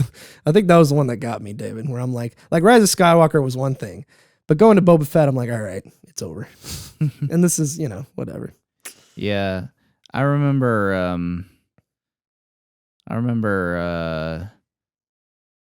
The Solo movie really, really felt that effect. Oh, really? Yeah. Of Did you watch it? I did watch it actually. Okay. Being after the Last Jedi. Oh, dude, yeah. The Last Jedi, I think, that hurt Solo so bad. Where it lost a lot of people. Was Last Jedi. And so Solo happening right after that was just terrible because just so many people just like, nah, I'm not going to go see that. Which is sad because out of all the Star Wars stuff, post Last Jedi Star Wars stuff that came out, Solo was halfway decent. Yeah, like I remember watching it and I really liked it. The weird feminist robot was... I don't know if that's was really a little strange. It was a little strange. I don't know if it's necessarily an issue. some of the the plot and the dialogue was like overcooked in general. Yeah. But other than that, it was kind of a decent movie. Yeah. I definitely don't regret going to the theater to see it. Were you with us when we all went to go see it that one night? I think it was like Saturday or I don't remember because it was like a bunch of us. It was like Connor, Matt and Heather, Steven, Alex. I went and saw it with somebody. Yeah. I don't remember who it was though. I remember though in the big reveal at the end where like I'm not gonna say it. Like everybody should go watch it. Well, not everybody, but you should go watch it. You like Star Wars? So it was a fun time. And the guy that plays Han is cool. I like that guy. He's cool. But anyway, that big reveal at the end, I was like. I was freaking out so much. And I was like freaking out. And Connor's to my right. And he's like, what? Like just looking at me like, what? What's going on? And then like I go to Matt, who's sitting to my left. And I'm like, Matt, and I'm like freaking out. I'm trying to be quiet, but I'm like almost crying. Like I'm like, I can't believe this is happening. And like Matt is like losing it and laughing because I'm like, what? And I'm like losing in the theater and he's like laughing. He's laughing so hard. He's crying because of the reaction I exhibited from what was on screen. And because he was crying, laughing, Heather couldn't stop laughing, who was sitting next to us. So it's like all of us in tears. And Connor's like, what? I don't get it. That's funny. But it was a memorable experience in theaters. Maybe that's why I like it so much. So yeah, that was, I mean, that movie wasn't too bad. And I want to know, what was your opinion on Rogue One? Rogue One was boring. I agree. I don't understand why people say that was like the best Disney Star Wars. It's not. It was totally boring. It was like, from a visual... We are making a lot of people mad right now. From a visual standpoint, it was well done. Yeah. Like I like the environments. I like the look of it. So it's not just a technical thing. The artistic direction was great too. Yeah. But like the characters weren't. There was really nothing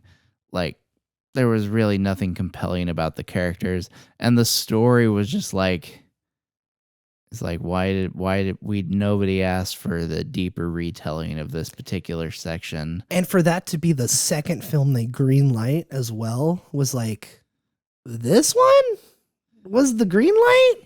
Not like,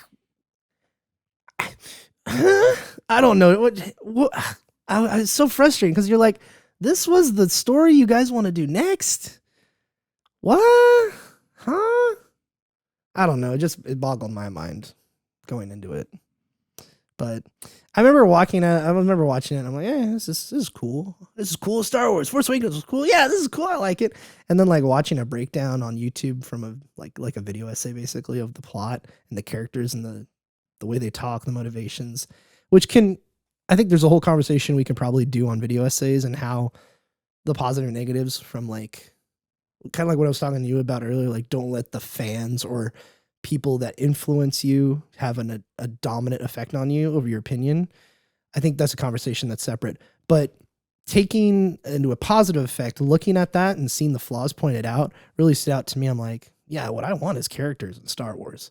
And that movie didn't really have a whole lot of compelling characters. No, not at all. And I think on the whole topic of that sort of thing, I think I like to say that kind of thing is good if you are prone to critical thinking. Mm-hmm. If you can think critically about a subject, and you're not so emotionally tied to it that you're not able to critically think about it. If you can critically think about a subject, then stuff like that isn't an issue.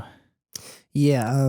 I think what happens is people get like emotionally tied to a subject, and then, either they shut everyone else with a differing opinion out and they'll label them haters, or they're carried along or they get caught up in the back and forth of the fandom, and they get swept away along with it because of their emotional connection to it. So it's just,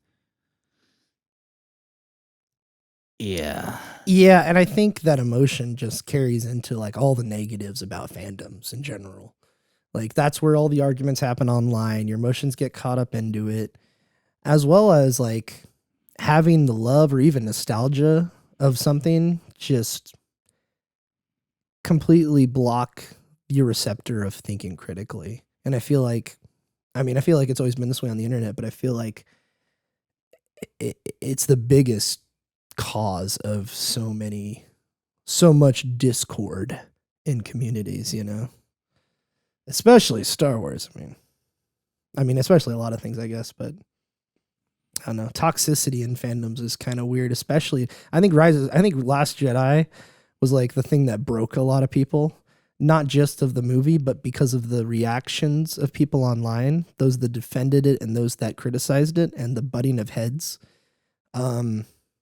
I can't remember who I went to go see it with, but I saw it super early. Oh, it was with you and Matt and Heather. Yes. Yeah, I saw it. We saw it like opening night or the night after. Yeah. And I had to wait I think till that Monday to go see it with my family. And I remember like watching a review and I'm like, oh, it wasn't that bad. And then I watched a review and it's like everybody was split on it. And I'm like, whoa, it was like a podcast. And everybody's like, no, it was this. No, it was that. No, it was that. I'm like, whoa, wait, am I like not looking at this right? And that really caused me to be like, okay, what is wrong with this? Because something is wrong with it, but I couldn't really put my finger on it until I could, and then seeing the reactions to it, I'm like, holy crap, this is like dividing a lot of people. Yeah, it's just it broke a lot. I think. I mean, a lot of trust. I think too with Disney and the fans and stuff. Yeah, that movie was straight up awful. It just I remember. Yeah, I remember when we got out of theater. I was mad about that movie. You were very passionate about it. You're like, that was the worst movie I've ever seen. And we're like, it wasn't that bad. And then like Rise of Skywalker comes out and it's not you. You're not there. It's just me and Matt and Heather. Yeah, I declined to go You declined to go see Rise of Skywalker. Yeah, I was pretty much you're over. I was pretty much over the sequel trilogy. Yeah, when after seeing The Last Jedi. Yeah, them green milk, man. But anyway, yeah, we went to Rise of Skywalker, and we're in the theater, and the credits start rolling. And me and Heather's on one side of Matt, and I'm on the other, and we both look at him, and he's like, mouth agape, like he just saw like Jesus die on the cross or something, and he's like, that was... he was basically breaking down. He's like, "How was the worst Star Wars movie ever?" And we're like, both looking at each other. We're like, "It wasn't that bad." It's like me and Heather are like trying to coax him, like, "It's okay. They're there. It's all gonna be okay." And it was never gonna be all okay going forward. Really quickly, Chelsea put in a text really late, but I just want to read one. She wrote a book, but I'm not going to read all that. I'm going to I'll say that for something else, probably. But she's talking about anime. And so I think, yeah, she says, she says this. It's like a couple it's like 2 paragraphs. My least favorite fandom that I'm a part of is definitely anime. I feel like I'm alone on this island because the anime fandom is mainly 2 things. Gatekeepers, big, obnoxious ones that think the one thing they like is the only thing worth liking, and dirty minds. Anime fans embrace their sexual addictions openly and don't care who they hurt if the porn they post can make a meme, no matter the age of the countless kids who want to get into anime are watching. It kills me to admit that that anime has introduced a lot of kids to like hentai and all the X-rated sites. Hard truth is what she says. Yeah, I mean, well, that's just the nature of the culture that we live in. It's the nature of the internet. Well, it's also the nature of, I would argue, Japan. I mean, they're very different about their morals over there. Well, I mean, on TV. That's the thing. That's one aspect I would say. That's the thing, though, is it's really just about people in general, in my mind, because whether you like anime or not, like, kids are getting exposed to porn on the internet younger and younger. I mean, we just got done talking about Overwatch. I mean, that is a prime example of that. It's crazy. So, are you satisfied with this topic, David? I think we've just about covered it. Yeah, I think. And, well, we've been recording for almost 2 hours now. Yeah. So, do you want to go into yours or do you want to save it? I think we should probably save it. Okay. Yeah. I think this would be a good time to, because we can go till. I mean, I do have to sleep at some point, but I think this is a good point to end it at. Yeah. Okay. Yeah. We'll save your topic as a surprise for later on, and we'll do that next time. So, any last words, sir? No, other than I want to reiterate that The Last Jedi sucked giant balls. You know, when we had to end it on that, when you and me have like a history of talking about The Last Jedi, I think I've come around, and I will probably say, because I'm trying to think of the positives of it, and they're failing to come to my mind, like what I hear people say they like about it. I think one of the major aspects that deter a lot of people in that film, which being Luke, this is the last thing I'll say about Last Jedi, is I feel like the concept of it is interesting, but I feel like the execution was absolutely not good. No. Although there was one thing I did like about it. Yeah. Was when that one character, Rose, went out in a blaze of glory. I was like, thank God she's dead. Oh, you didn't see Rise of Skywalker, but she might as well be dead because they got her right off that screen in that movie. Oh my gosh. So I agree with you. Last Jedi's not that good. I feel like if Rian Johnson is given his own like time period in Star Wars, or maybe his own original universe like Knives Out, he can do some really great things with it. But don't give him the original trilogy. Don't give him. If we're going to remake the prequels one day, David, which I think is inevitably going to happen at one point, whether it be 10 or 20 years down the line, I think it's going to happen, whether Apple owns Disney at that point or whatever.